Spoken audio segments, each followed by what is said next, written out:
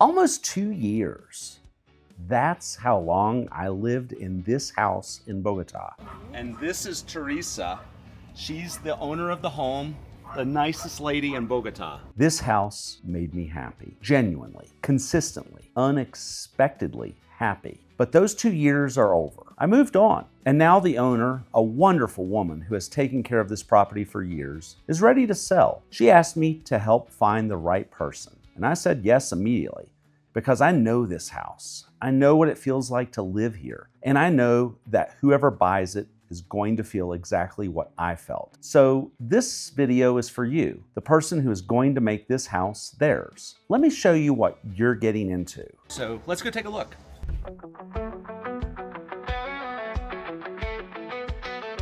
Basically, it's a 3-bedroom house, living room, kitchen.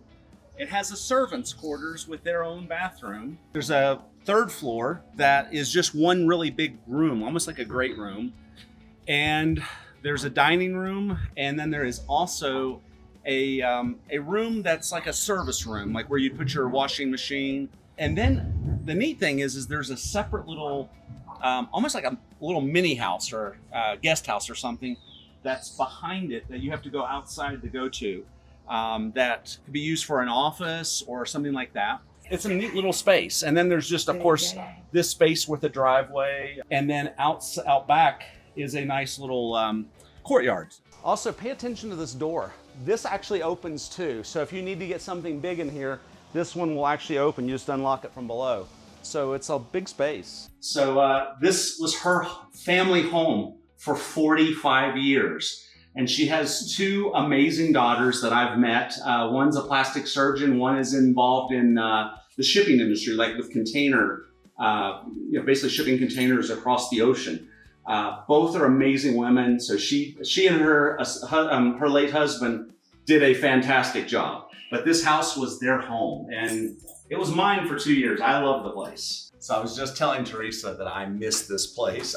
This was my office for 2 years. You can see outside here with the, it's basically like a nice little courtyard area. The house just has neat characteristics to it. Basically, it's like a Swiss chalet. So if you've ever been to Switzerland or Germany, you'll recognize this style, right off the bat. Let's go take a look. This is like almost like a second office because it's where you do your paperwork. So one other thing you have is right here, you have storage underneath the stairs. And this is actually pretty good size because it goes up underneath there too. This is the dining area. Basically, you've got granite countertops. You've got on both sides. So when I lived here, I had an espresso coffee maker right here. I can't remember what I had over here, but I was using both outlets. You have a nice cooktop here. There is no oven. And then a space for a refrigerator.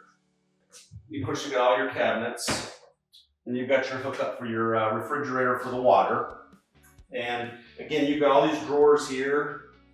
Plenty of cabinets in the space. This is the servants' quarters. And this is something unique to Colombia that we don't have in the US. If you have servants' quarters in the US, you have things named after you. You probably have a university named after you.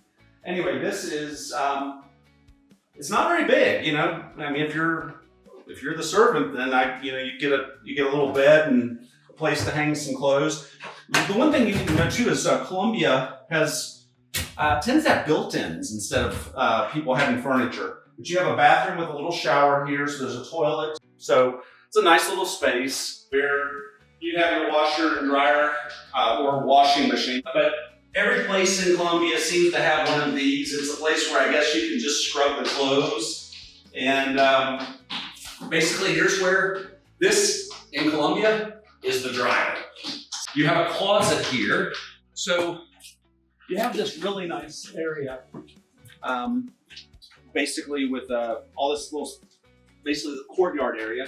You also have, there's a fig tree right here. So depending on how big your cars are, you can get up to 3 cars in here.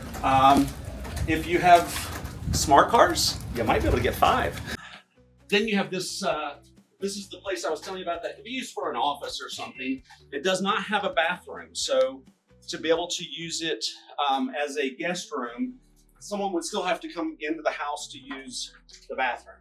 The servant's bathroom is actually directly underneath it. So it would be, the servant's quarters and the bathroom are here. So in theory, you could probably modify this and put a bathroom in here and make it an Airbnb or something. And so basically here you have more built-ins, and these built-ins are pretty large because of the slope of the roof. This is on the other side as well. You've got these rafters again, and you've got, of course, all these shelves in here. This basically was an office when I lived here. I will tell you that if you're an American or Canadian or somewhere where you've experienced winter and really hot summers, because you're basically against the roof, you will want either a fan or like a mini air conditioner to put in here. But the place is amazing. Now for upstairs. So there are 3 bedrooms on this floor. This is basically like a guest bedroom or a secondary bedroom. These cabinets and also shelves and stuff, but it also has like built-in armoires here. This is super common in Colombia. So you have a little mirror here, more hangers here. That's one of the bedrooms. This is another basically secondary guest bedroom. Again, it has the built-ins as well. You have windows out to side to the front of the house. We're going to get to the master bedroom, trust me. But this is basically the hall bath for the 2 bedrooms. This is the master bedroom. The bedroom's really not really any bigger, but it does have a master bath. And it has more closet space. You have a fireplace, which I didn't point out the fireplace downstairs in the living room, but you have a fireplace in the living room that's right underneath this one, and then you have this one.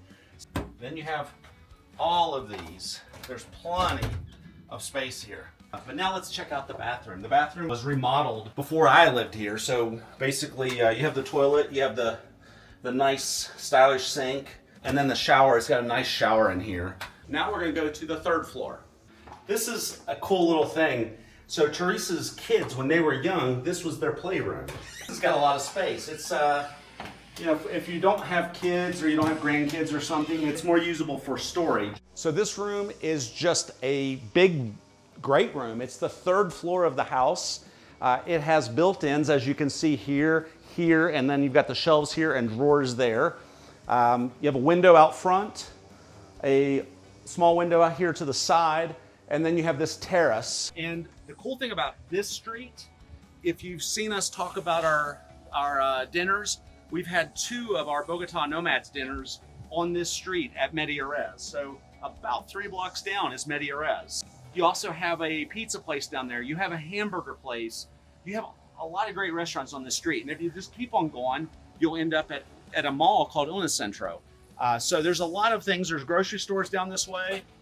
You can basically be at an Olympica grocery store in literally a 3-minute walk.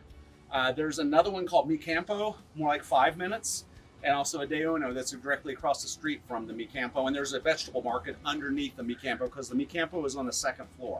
And again, if I'm honest, I really miss this house. I like this house a lot.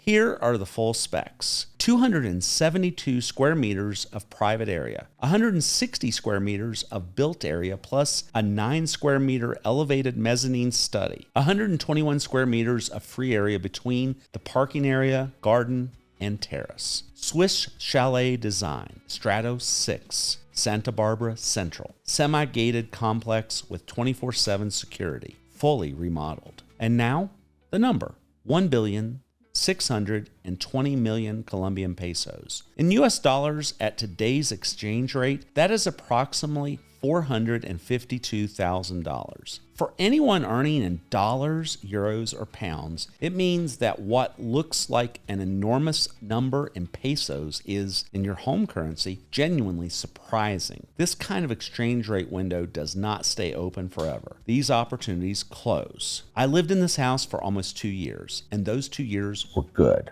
Really good. The kind of good that you only fully appreciate once it's over. Now I want to find the person, maybe you, who's going to buy it, walk through that gate for the first time as the actual owner, and start filling this house with their own story. Because that is what this house does. It gives you a story worth telling. The contact information is in the description. The owner is ready. The house is ready. The only question is whether you are. Don't think about it too long. Take care, my friends. If you're thinking about exploring Colombia, I've put together regional guides that break down things like the cost of living, neighborhoods, visas, and what daily life is really like in different parts of the country. You can buy those and the links are in the description below. And be sure to join my newsletter and private community, The Passport, where we have active discussions about living abroad. If you're living in Bogota or thinking about moving here, we also have a community called Bogotá Nomads. Our last dinner had 51 people, and so far we've had expats from more than 10 different countries join us.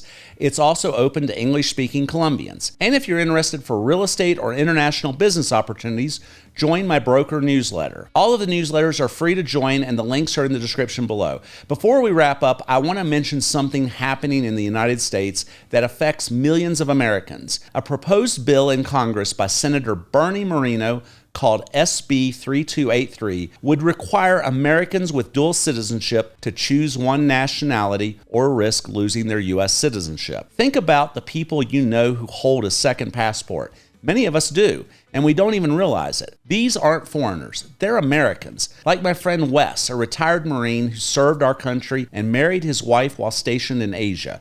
Or Nathan, who met the love of his life while working in Germany. Or the pastor born in Venezuela, who now leads an American congregation. Or Marco, who runs a pizza shop in New York while honoring his Italian ancestry. Millions of Americans have connections to other countries through family, marriage, or heritage. These are the people Senator Bernie Moreno's Exclusive Citizenship Act bill would target. He wants to force them to renounce their heritage or lose their citizenship. But here's the kicker. Moreno himself wasn't even born in the U.S. He was born right here in Bogotá, Colombia. We have so many freedoms in the U.S., which is why we're called the land of the free. Why does a man who was born abroad want to take your freedom away? Let's stop this bill. Go to citizenshipfreedom.org and donate today. Every little bit helps. Thanks for watching. I'll catch you in the next video. Take care.